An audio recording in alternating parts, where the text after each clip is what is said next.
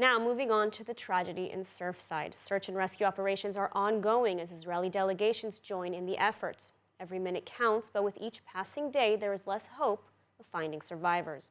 The death toll currently at 9, with some 150 people still missing.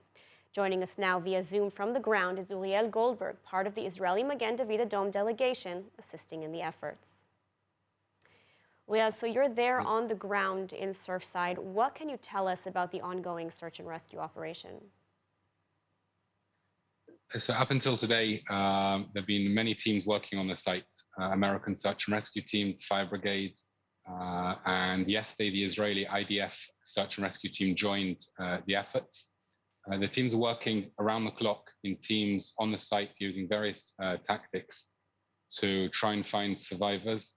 They've been working long hours. It's very difficult. It's a very difficult scene. The building, the half of the building which didn't collapse could collapse at any moment. There have been fires on the scene, which it all makes it very, very difficult to work. Is there still hope of finding survivors? I mean, it's already been a number of days. There have been incidences and buildings which have collapsed where people have survived longer. It's not looking too likely, but there always is the chance there may still be survivors underneath the rubble. Mm-hmm. Now, there have been reports that families are now being brought to the site to call out to their loved ones in an effort to help the search operations. Can you tell us about that? Is that in fact happening?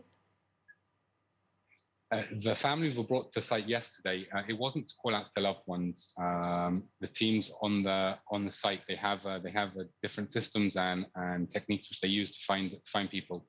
They were brought there to get an understanding and to get a feeling that people are working. There was a misconception that they weren't working on the site and there wasn't enough being done. So the families were brought by bus to the site to watch, to see and to ask questions. There were teams there who could answer questions for them. So they would get that feeling that all is being done. Now, the Israeli teams obviously bringing their expertise. How have you been welcomed at the site? So I came as Magen David Adom at the request of Hatzalah South Florida.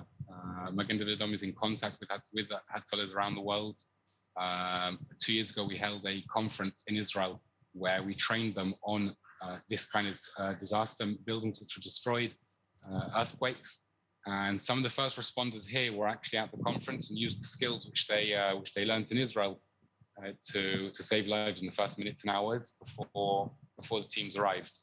The teams here are very, very welcoming of assistance without anyone stepping on their toes, obviously. And that's it. We're here to assist.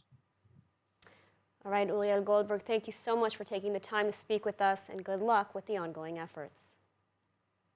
Thank you.